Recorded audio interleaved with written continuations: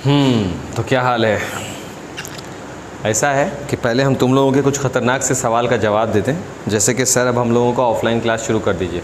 हम भी चाहते हैं ऑफलाइन क्लास शुरू करना, लेकिन हालात वैसे नहीं है बाबू कि अभी ऑफलाइन क्लास शुरू किया जा सके। ठीक है, तो तुमको पढ़ाई के रिगार्डिंग जो भी हमसे सवाल करना होगा हम पूरा कोशिश कर रहे हैं। और अगर पढ़ाई में कुछ त्रुटि रह जाता है, जैसे कि कोई सवाल पूछना, त्रुटि मीन्स कि अगर तुमको कोई सवाल पूछना हुआ, या हो सकता है कि अभी ये तुमको थोड़ा अटपटा सा लग रहा हो कि कैसे समझना है, क्या होगा नहीं होगा, तो तुम इस बात को थोड़ा सा मैनेज करके चलो, क्योंकि जैसे ही क्लास ओपन होगा हम डबल शिफ्ट में, ट्रिपल शिफ्ट में तुम्हारे सारे डाउट्स को क्लियर करेंगे।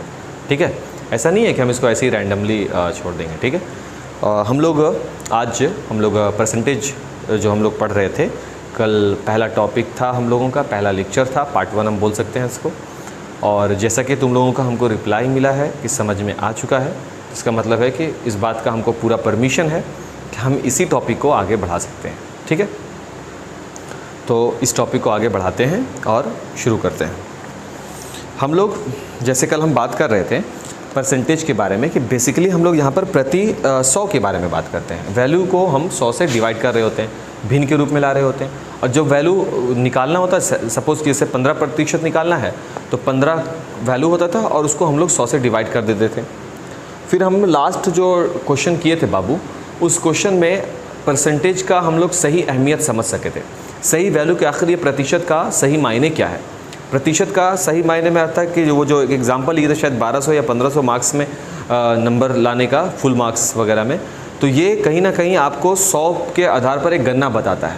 इस कैलकुलेशन के आधार पर आप आसानी से दो लोगों के मार्क्स की तुलना करते हैं। अब हम मार्क्स वर्ड इसलिए कर रहे थे क्योंकि मार्क्स से हम लोग बहुत अच्छे तरीके से रिलेट कर लेते हैं, बहुत ही जल्द, है ना, आसानी से रिलेट कर लेते हैं, इसलिए हम लोग मार्क्स के टॉपिक पर बात कर लेते हैं।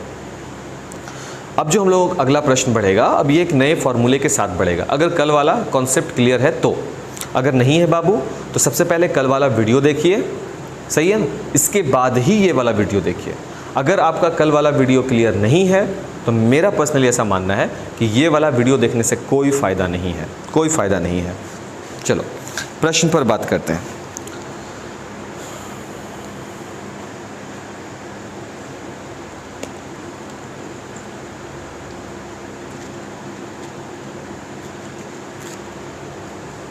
एक प्रश्न आता है हम लोगों को अक्सर, तो कल के प्रश्न में अब आगे बढ़ते हैं, तो हम इसको लिख सकते हैं, यहाँ पे हेडिंग डाल दें हम भाई, क्योंकि कुछ बच्चे का ये भी कंप्लेन रहता है कि सर हेडिंग नहीं होते तो थोड़ा तकलीफ होता है।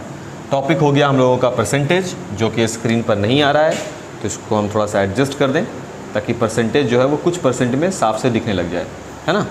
टॉपिक हो गया परसेंटेज और इसका टॉपिक का डे नंबर हो गया 2।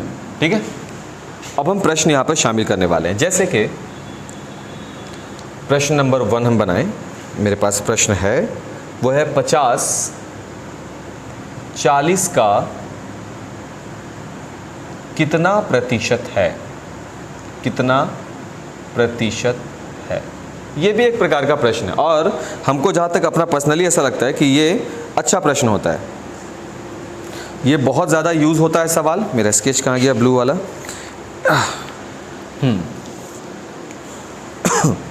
तो यहाँ पर पूछा गया है 50 के बारे में, कि 50 जो है वो 40 का कितना प्रतिशत है। तो जब इस तरह का कोई प्रश्न आए तो जिसमें जो नंबरिंग वैल्यू होता है ना, पहले देखो प्रतिशत के बारे में क्या क्या जाना था। अगर क्लास ध्यान हो तुमको बाबू, तो कल की क्लास में हम लोग एक बात किए थे कि 50% जब आया था तो हम 50/100 कर रहे थे, सही है ना। इस बात को फिलहाल हटाओ। ये देखो कि जिस नंबर्स को निकाल रहे होते हो, जिस नंबर्स के लिए निकाल रहे हो, तो उसको आप अंश के रूप में रखते हो। यहाँ पर आप किस नंबर के लिए निकाल रहे हो? 50-40 का कितना प्रतिशत है, इसका मतलब है कि हम बात किसकी कर रहे हैं? 50 की कर रहे हैं। तो 50 को आप लिखो यहाँ पर पहले, सही है ना, क्योंकि वैल्यू को हम प्रतिशत में बदलना चाहते हैं। तो जब वैल्यू को हम प्रतिशत में बदलना चाहते हैं तो 100 से गुना करना पड़ता है, और जब प्रतिशत को हम उसके वैल्यू में बदलना चाहते हैं तो 100 से भाग देना पड़ता है। ये कौन सा बात हम बोल रहे हैं? तुम यहाँ देखो, 50% ये पहले से है ना। तो अगर ये 50% पहले से है तो हम इसको वैल्यू में बदलना चाह रहे हैं, तो 50% को हम क्या लिखेंगे? 50/100 लिखेंगे, सही है ना। 50/100 का मतलब हो गया 1/2। और जब हम इस वैल्यू को हम प्रतिशत में बदलना चाहेंगे तो कितना से 100 से गुना कर देंगे, तो कितना निकलेगा? 50%। तो तो इस निष्कर्ष को हम लिख दें पहले, इससे पहले कि तुमको बहुत अजीब अजीब सा लगने लगे। नंबर 1, मान को का मतलब हो गया कोई भी वैल्यू जो हो दिया हुआ हमको, उस मान को प्रतिशत में बदलने के लिए क्या कर देते हैं हम लोग, 100 से गुना करते हैं, ठीक है। और दूसरा बात ये कि मान को प्रतिशत में बदलने के लिए, दूसरा होगा प्रतिशत को वैल्यू में बदलने के लिए 100 से भाग।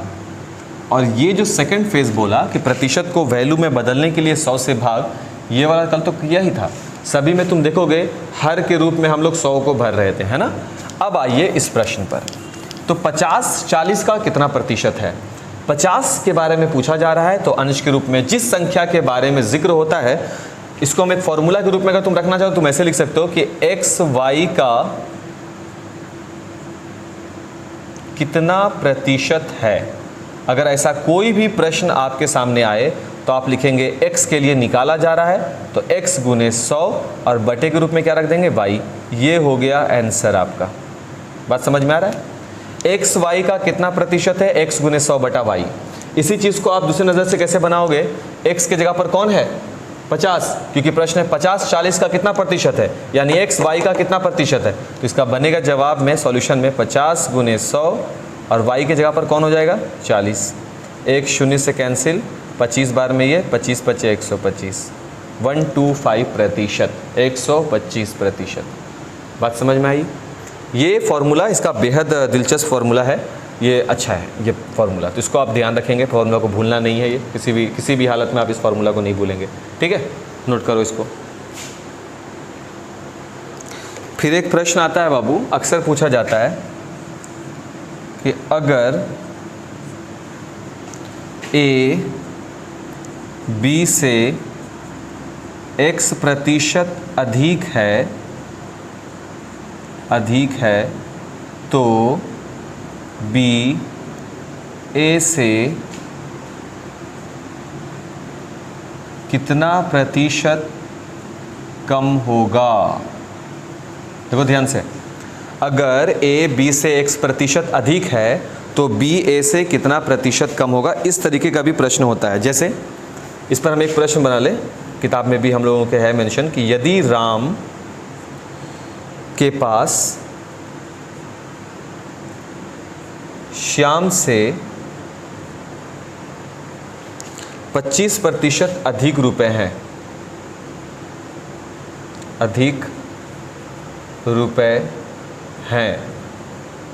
तो श्याम के पास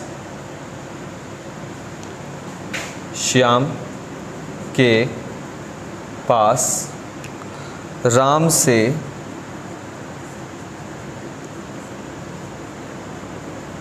कितना प्रतिशत कम रुपया है।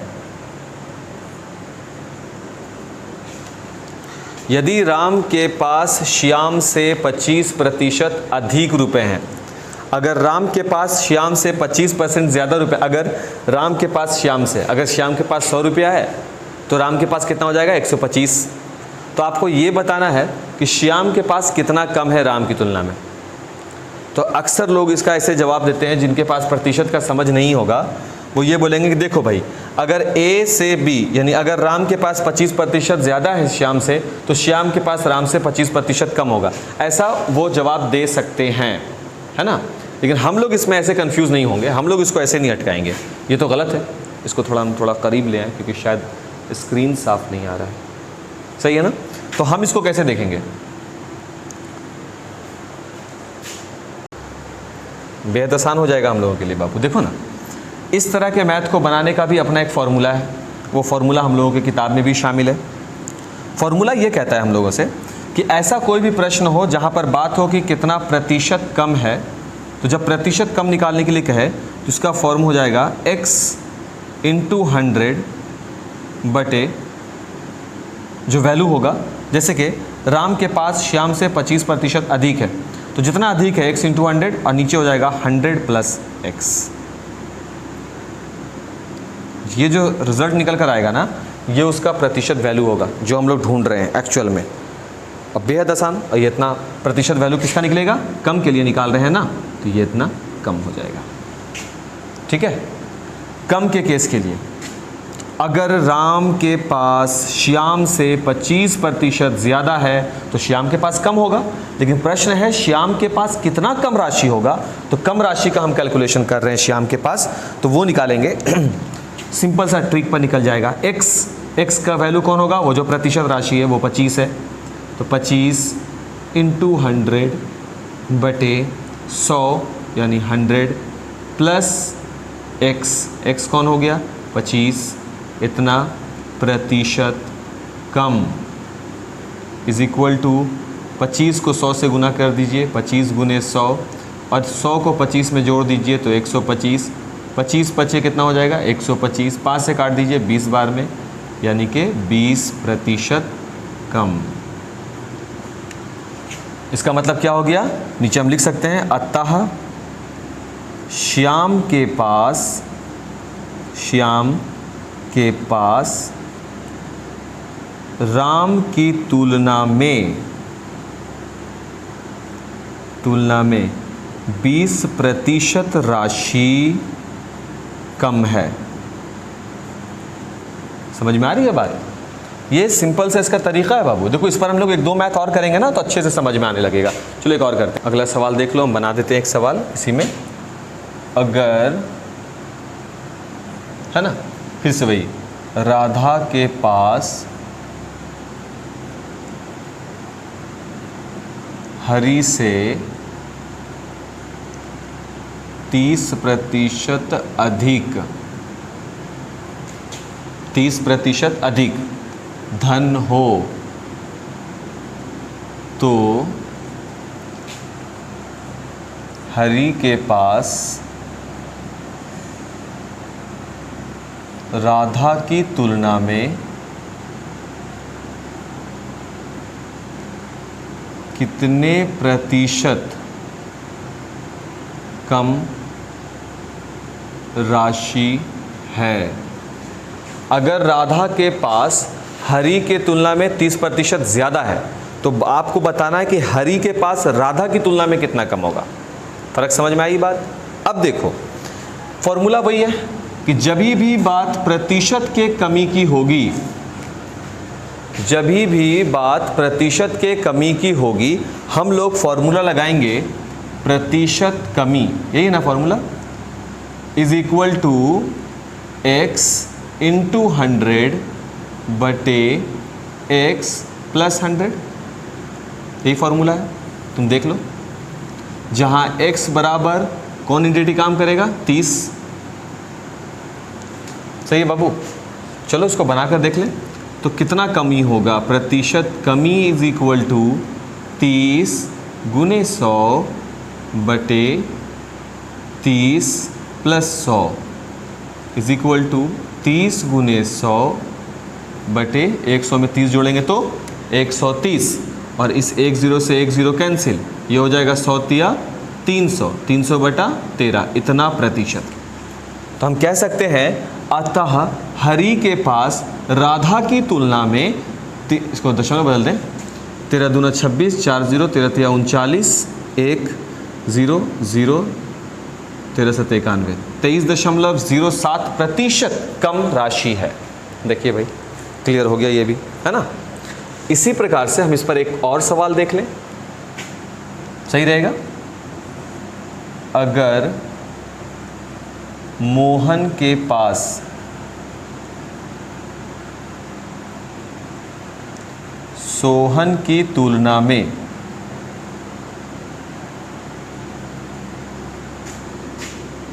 55% अधिक अनाज है तो सोहन के पास कितना कम अनाज होगा। यहाँ पे कितना कम का मतलब होता है कितना प्रतिशत कम, ठीक है। अब आपको ये बताना है कि कितना प्रतिशत कम अनाज होगा, क्योंकि हम यहाँ पे देख पा रहे हैं बात फिर से प्रतिशत की कमी की है, तो प्रतिशत कमी इज इक्वल टू फॉर्मूला आपको ध्यान रखना होगा, वो है x into 100 upon x plus 100। इसको हम 100 प्लस x लिख देंगे तो कोई दिक्कत नहीं ना बाबू, है ना, सब एक ही बात है इसका, इसलिए अब आगे बढ़ सकते हैं। तो यहाँ पर ये काम हो जाएगा, प्रतिशत की कमी, कितना प्रतिशत कम है सोहन के पास अनाज, किसकी तुलना में, मोहन की तुलना में, वो है x, किस पर काम कर रहा है x, 55 पर, तो 55 गुने 100 बटे 55 प्लस 100, ये हो जाएगा 55 गुने 100 बटे 155, 5 एकम 5, 5 एकम 5, 5 तिया 15, 5 एकम 5, 1100 बटा 31। उसके बाद अब हम लोग क्या करेंगे, 1100 में 31 से डिवाइड करेंगे, है ना, 3 से लगाइए, 3 एकम 3, 3 तिया 9, 93, 10 में से 3 गया 7, ये हो जाएगा 10, 10 में से 9 गया 1, 0, 5 बार में, 5 एकम 5, 5 तिया 15, ये हो जाएगा 5, 1 कैंसिल, 0.0, 5 बार में ज़्यादा हो जाएगा बाबू 4 बार में, तो लगभग हमको मिल जाएगा 35.4% की कमी है। हम क्या देख रहे हैं इन सभी प्रश्न में, आखिर हम इतना क्यों बना रहे हैं, एक ही प्रश्न को हम 3 बार क्यों बनाया। इस एक प्रश्न को 3 बार बनाने के पीछे मेरा मकसद ये था बाबू कि हम ये समझ सकें कि अगर किसी एक के पास का प्रतिशत दूसरे से जितना अधिक हो, ये ज़रूरी नहीं है कि दूसरे वाला उतना ही कम होगा। जैसे अगर मेरे पास तुम्हारी तुलना में 100 रुपया ज़्यादा है, इसका यह बिल्कुल मतलब नहीं है कि तुम्हारे पास मेरे तुलना में 100 रुपया कम है। ये रुपया के केस में, वैल्यू के केस में यह बात लागू होता है, वैल्यू में ये बात लागू होता है, लेकिन प्रतिशत में ये बात लागू नहीं होता। अगर हम ये कहें कि मेरे पास तुमसे 25% ज़्यादा राशि है, तो इसका ये बिल्कुल मतलब मत निकालना कि तुम्हारे पास हमसे 25% कम राशि होगा, ऐसा नहीं है। अगर मेरे पास तुमसे 25% ज़्यादा राशि है, तो इसका मतलब है कि तुम्हारे पास मेरे से केवल 20% कम राशि होगा। और यहाँ हम लोग इस बात को 3 बार प्रूफ किए हैं, एक बार यहाँ प्रूफ किया है, फिर यहाँ है कि अगर मेरे पास तुमसे 30% ज़्यादा धन है, तो तुम्हारे पास मेरी तुलना में 23.07% कम धन होगा। अगर मेरे पास अनाज की मात्रा तुम्हारी तुलना में 55% ज़्यादा है, तो तुम्हारे पास मेरी तुलना में कितना कम होगा, वो कमी होगा 35.4% का। एक बात तो क्लियर हो गया ना यहाँ पर। अब हम इसी चीज़ को उल्टा करें, अगर ये जो प्रश्न दे रहा है कि अगर मोहन के पास सोहन की तुलना में 55% अधिक हो, इस अधिक को उलट करके अगर हम इसको कमी में तब्दील कर दें तब क्या होगा। चलिए अब हम प्रश्न के पूरे लाइन को ही कन्वर्ट कर देते हैं। इस यहाँ से प्रश्न बनाए थे ना, ये कमी वाला ढूंढ रहा था, अब अधिक रहेगा प्रश्न में, तब वो कैसे बनाएंगे उस पर हम लोग विचार करेंगे। पॉइंट लिखेंगे पहले, उसके बाद सबसे पहले तो भाई पॉइंट लिखेंगे, उसके बाद बात होगी आगे। यदि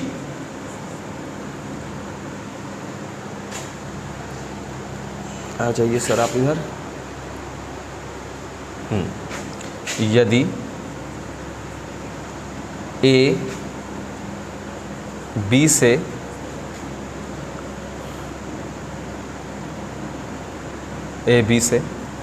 x% कम है, तो b a से कितना प्रतिशत अधिक होगा। ये हो गया प्रश्न। अब प्रतिशत अधिक और प्रतिशत कमी, तो यहाँ पर हम देख रहे हैं कि अब प्रतिशत कमी नहीं है, अब प्रतिशत अधिक है, तो इसके लिए अलग फॉर्मूला होगा। प्रतिशत की अधिकता यानी प्रतिशत अधिक इज इक्वल टू, उस समय भी क्या हो रहा था, x गुने 100 और हर के रूप में 100 प्लस x था, तो कमी के रूप में 100 प्लस x था, तो ह्रास अधिकता के रूप में हम लोग क्या करेंगे, 100 माइनस x करेंगे। ये प्रतिशत अधिक निकाल कर हम लोगों को दे देगा। बात समझ में आ रहा है ना।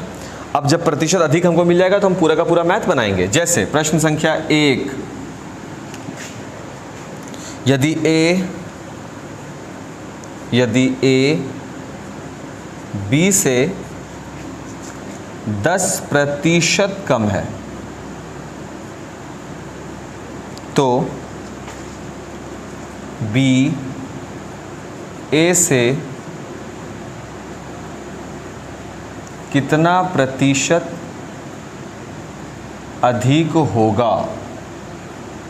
देख रहे हो प्रश्न, अगर ए बी से 10% कम है तो फिर बी ए से कितना प्रतिशत अधिक होगा। अब यहाँ पर बाबू केस हो गया किसका, अधिक का। तो अब अधिक के लिए हम फॉर्मूला जानते हैं कि प्रतिशत अधिक is equal to x into 100, ये तो दोनों में सेम चला। यहाँ अधिकता के केस में हर जो है वो थोड़ा छोटा हो जाना है, 100 माइनस एक्स कर देंगे। x के रूप में किसका यूज़ किया जा रहा है बाबू, 10। कैसे पता चला कि ये वाला फॉर्मूला यूज़ होगा, वो इसलिए क्योंकि यहाँ पर देख लिया है प्रतिशत अधिक के लिए, है ना। तो यहाँ पर हो जाएगा x की जगह पर है 10 गुने 100 बटे 100 माइनस एक्स यानी 100 माइनस 10, ये हो गया 10 गुने 100 और 100 में से 10 चला जाए तो कितना मिलेगा, 90 कैंसिल, 100 बटा 9, 9 एकम 9, 10 9 एकम 9, इतना प्रतिशत 100 बटा 9 पूर्णांक के रूप में हम लिख सकते हैं इसको। मिल गया हम। इस पर हम एक और प्रश्न देख लें बाबू, एक और प्रश्न देख लें इसका, 4 नंबर प्रश्न। एक आख फॉर्मूला मिल जाए। हाँ, रमेश की आय माने बाबू इनकम, ठीक है। रमेश की आय सुरेश से 33% कम है, तो सुरेश की आय रमेश से कितना प्रतिशत अधिक होगा, कितना प्रतिशत अधिक होगा, एंड क्वेश्चन मार्क। रमेश की आय सुरेश से 33% कम है, तो सुरेश की आय रमेश से कितना प्रतिशत ज़्यादा होगा। तो भाई प्रतिशत ज़्यादा का मतलब हो गया प्रतिशत की अधिकता, यानी प्रतिशत अधिक ढूंढ रहे हैं हम लोग। और प्रतिशत अधिक बराबर क्या होता है, x इंटू 100 बटे 100 माइनस एक्स। एक्स की जगह पर कौन यूज़ होने वाला है बाबू, 33, तो ये हो गया 33 गुने 100 बटे 100 माइनस 33, ये निकल कर आएगा 33 गुने 100, और 100 में से 33 जाएगा तो 67। हल करेंगे बाबू, थोड़ा हेवी हो गया, हल करेंगे जितना आएगा वही इसका सॉल्यूशन बन जाएगा। देख लीजिए भाई, ठीक है। इस तरीके से हम लोग इस तरह के पैटर्न को भी डील।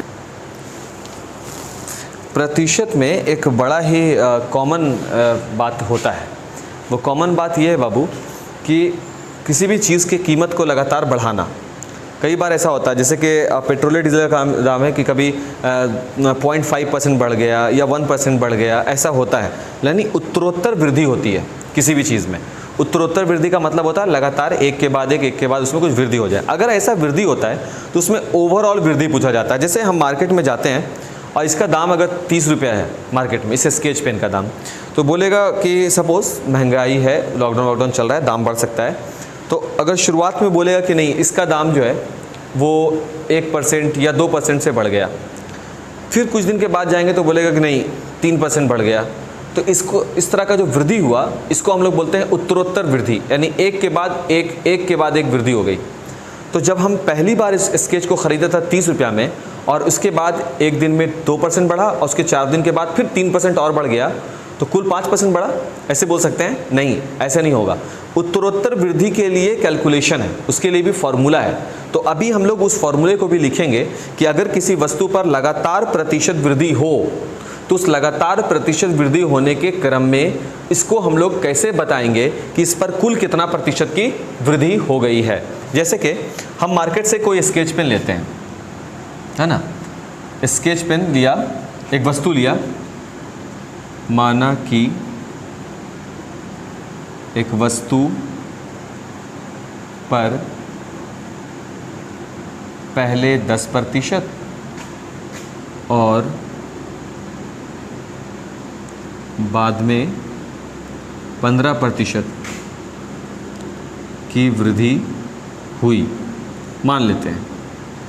मान लिया ये एक वस्तु है, इस एक वस्तु पर सबसे पहले 10% की बढ़ोतरी हुई और एक हफ्ता के अंदर फिर 15% की वृद्धि। तो दिस इज कॉल्ड उत्तरोत्तर वृद्धि। पहले कुछ था, 10-15 दिन के बाद फिर से कुछ और दाम बढ़ गया। तो माना कि एक वस्तु पर पहले 10% और बाद में 15% की वृद्धि हुई, तो उस वस्तु पर कुल प्रतिशत वृद्धि ज्ञात करें। तो आपको बताना है कि उस वस्तु पर कुल कितनी प्रतिशत की वृद्धि हुई है। तो बाबू अगर हम इस वस्तु पर कुल प्रतिशत वृद्धि को ज्ञात करना चाहते हैं तो मेरे पास एक फॉर्मूला होना चाहिए। देखो बेसिकली क्या है, हम ये सिलेबस में हम ये वाला बुक क्यों रखे थे, इसका मेरा मेन मकसद था बाबू कि जब तुम कॉम्पिटिटिव एग्जाम वगैरह में जाते हो, अक्सर तुम लोग प्रतिभा खोज वगैरह का फॉर्म भरते हो, तो वहाँ तुम लोग 1% का अगर एक क्वेश्चन आ जाए तुम उसी में गोल गोल गोल गोल उसी में फंसे पड़ रहते हो। अच्छा तो किसी वस्तु इसके लिए तुमको पहले चाहिए, मान लिया कि पहले वस्तु का कीमत 100 रुपया था, फिर इस वस्तु की कीमत में 10% की बढ़ोतरी हो गई तो 110% हो गया, फिर इस वस्तु की कीमत में 15% और नहीं, इतना नहीं करना है। हम इसको कुछ और तरीके से भी सॉल्व कर सकते हैं। वो तरीका ये है कि अगर किसी वस्तु में पहले x% की वृद्धि हो, ध्यान से, एक मिनट इसको हम चेंज कर लें, ये थोड़ा सा बीच में ही साथ छोड़ दिया है, कहाँ है यार स्केच पेन, यस मिल गया, गॉट इट। हाँ, अगर किसी वस्तु में लगातार वृद्धि दिखे, जैसे पहले किसी वस्तु के मूल्य में x% की वृद्धि हो, है, इसके बाद उस वस्तु के मूल्य में y% की वृद्धि हो, तो इस तरह की वृद्धि जब कंसेक्यूटिव लगातार होती है तो इस तरह की वृद्धि को हम लोग बोलते हैं उत्तरोत्तर वृद्धि। क्या बोलते हैं बाबू इसको? उत्तरोत्तर वृद्धि। और इस उत्तरोत्तर वृद्धि एक के बाद एक इस लगातार वृद्धि के कारण अगर हमसे ये पूछ लिया जाए कि आप हमको बताओ कि एक्चुअल में इसका कुल कितना प्रतिशत वृद्धि हुआ है, कुल कितना वृद्धि हुआ है, अगर आपको ये बताने के लिए कह दिया जाए, कुल वृद्धि को ज्ञात करने के लिए कह दिया जाए, तब इसके लिए फॉर्मूला होता है पहली वाली वृद्धि प्लस दूसरी वाली वृद्धि प्लस दोनों प्रकार की वृद्धियों का गुणनफल डिवाइडेड बाई 100। ध्यान से क्या बोलेगा फॉर्मूला, कितना हो गया? कुल प्रतिशत वृद्धि बराबर पहली वाली वृद्धि प्लस दूसरी वाली वृद्धि प्लस दोनों प्रकार की वृद्धियों का गुणनफल, और उसको भाग कितना से लगाएंगे? 100 से। इसके बाद हल करिए। पहले वाला वृद्धि कितना है बाबू? 10%, तो 10 प्लस दूसरे वाला वृद्धि कितना है बाबू? 15%, यानी 15 प्लस x गुने y, ये मेरा x है, ये मेरा y है, तो 10 गुने y कितना है? 15 डिवाइडेड बाई कितना हो जाएगा? 100। ये दोनों को तो जोड़ सकते हैं, 15 10 कितना हो गया? 25 प्लस 15, इसको काटिए, गुना में है, कट गया, 5 तिया 15, 5 दूना 10, यानी कि 3/2। इसको लिख सकते हैं 25 प्लस भाग दे देंगे तो ये हो जाएगा 1/5, 1.5, 1.5, और ये हो जाएगा 26.5%। तो इसका मतलब ये हुआ कि कुल जो वृद्धि हुआ है वो 26.5% का हुआ है। और तुम ठेठ अगर हिंदी जानते हो, ठेठ मैथ समझते हो, तुम बोलोगे अच्छा पहले 10% बढ़ा, फिर 15% बढ़ा, तो टोटल 25% बढ़ गया। देखो तो यहाँ पे 25 बढ़ा नहीं। अगर आप ऐसे कैलकुलेशन करते हैं तो आप बिल्कुल गलत हैं, और इतना गलत नहीं हो सकते हो, बहुत ज़्यादा ही गलत है। ठीक है, इस तरह से प्रश्न को देखो। इस पर हम एक मैथ और बात करते हैं, किताब में हम ढूंढ लेते हैं कि है इस पर कोई मैथ की नहीं है। इसके बाद रैप अप करेंगे। हम समझ सकते हैं वीडियो थोड़ा सा ज़्यादा हो रहा है, बट टॉपिक है बाबू, तो इसको कंप्लीट कर ही दें। अधूरा टॉपिक छोड़ना अच्छी बात होती भी नहीं है। टॉपिक हम लोग कवर करेंगे। आप नोट करेंगे फॉर्मूला को, याद से भूलना नहीं है फॉर्मूला।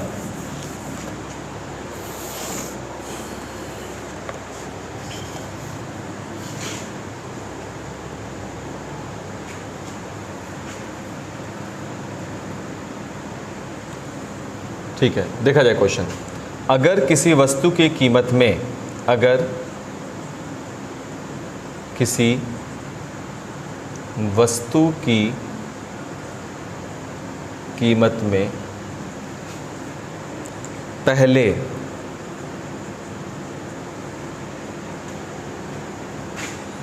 20% की बढ़ोतरी होती है, बढ़ोतरी, और बाद में 30% की कमी, 30% की कमी, तो देखो ध्यान से, किसी वस्तु के कीमत में पहले 20% की बढ़ोतरी और बाद में 30% की कमी, तो आय में यानी इनकम में कितने प्रतिशत की वृद्धि या कमी होगी, ये हम लोगों को शो करना है कि जो इनकम होगा उसमें कितने प्रतिशत की कमी या वृद्धि होगी। ठीक है ना। चलो भाई चेक करते हैं क्या होने वाला है एक्चुअल में, यहाँ पर कौन सा खेल दिखाएगा। सेम यही क्वेश्चन है, कैसे यहाँ तो दोनों बढ़ रहा है और यहाँ पर 20% बढ़ता हुआ और 30% घटता हुआ। बढ़ते हुए को तीर का निशान ऊपर की ओर दिखाया जाता है और घटते हुए को तीर का निशान नीचे की ओर दिखाया जाता है। तो उस हिसाब से देखा जाए बाबू तो यहाँ 10% भी बढ़ रहा है और 15% भी बढ़ रहा है। तो कंसेक्यूटिव बढ़ते हुए के केस में x + y + x × y/100 हो गया। अगर एक वैल्यू बढ़ रहा हो दूसरा वैल्यू घट रहा हो तब क्या होगा, ध्यान से, जो वैल्यू बढ़ रहा होता है उसके लिए हम लोग पॉजिटिव का निशान रखते हैं और जो वैल्यू घट रहा होता है उसके लिए हम लोग नेगेटिव का निशान रखते हैं। तो यहाँ पर बढ़ोतरी जो है, यहाँ जो बढ़ोतरी है वो कितना का है बाबू, 20% का। तो इसको हम क्या बोल सकते हैं, +20, है ना। और यहाँ पर जो कमी आई है वो कमी आई है कितनी की, 30% की। तो उसको आप -30 रख सकते हो। एंटिटी मिल गया। इसको हम लोग क्या बोलते हैं, पहला वाला को x और दूसरा वाले को y।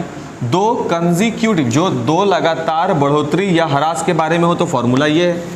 यहाँ पर तो एक बढ़ रहा है एक घट रहा है तो फॉर्मूला नया हो जाएगा, नहीं, इसी फॉर्मूला पे हम लोग बना सकते हैं। देखो कैसे, जब दो लगातार के बारे में जिक्र आ जाए तो फॉर्मूला दिया हुआ है मेरे पास, x + y + x × y/100।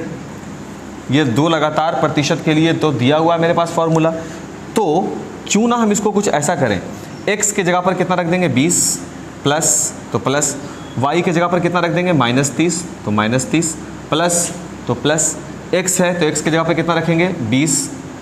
उसके बाद गुना y के जगह पर कितना रखेंगे, -30 तो -30 बटा भागा के रूप में कितना रखेंगे, 100 तो 100। देख लो भाई, x के जगह पर प्लस के जगह पर y के जगह पर -30 प्लस के जगह पर x के जगह पर 20 गुने y के जगह पर -30 बटे में 100 बटे में 100।